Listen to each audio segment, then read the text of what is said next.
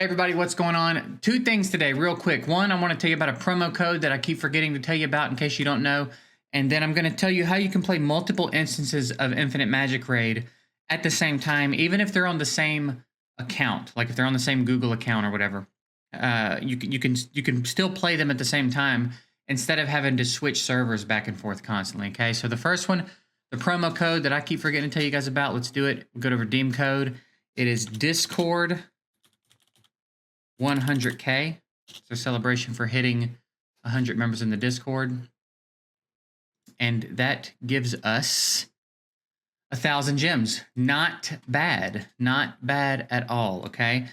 And then now we're gonna jump over and I'm gonna tell you how to play more than one instance of Infinite Magic Raid at the same time. All right, so in the link to this video, there's going to be a link to download BlueStacks, and you can get Infinite Magic Raid on BlueStacks. It's an emulator if you're not familiar with it. And it's going to, one of the things it's going to download with it, it's going to download the actual emulator, and then it's going to download something called BlueStacks 5 Multi-Instance. And what that is it's going to bring up this window right here. I want to make it a little bigger if I can, in case you can't resize this window left and right, just up and down. But anyway, you can create multiple instances. So I have 4 different ones made. I've got one that I use when I log into other people's accounts for summons or whatever it may be. And then I've got one for my main account. I've got one for an old game I used to play. And then I've got another one for my free-to-play account. Now my main account in Infinite Magic Raid and my free-to-play are both on the same Google account. So if I wanted to do it on one device, I'd have to play what I want and then switch to the other account and then do what I want and then keep switching back and forth. Whereas this way, I can come into my multi-instance manager, create multiple instances, and then start them both. So right now, I've already got my free-to-play account running. And then if I click on main, I can just start the main account one. You can name them whenever you want. And now I'm going to open up a BlueStacks instance for my main account as well.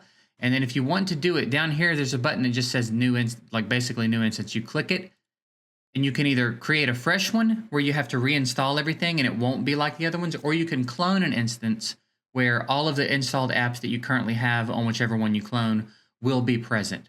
So in the case of running 2 instances of Infinite Magic Raid, you would just clone your regular instance, and then when you come in, you will just log in to the account on the other server, and then you can have them both going at the same time, and it's really handy.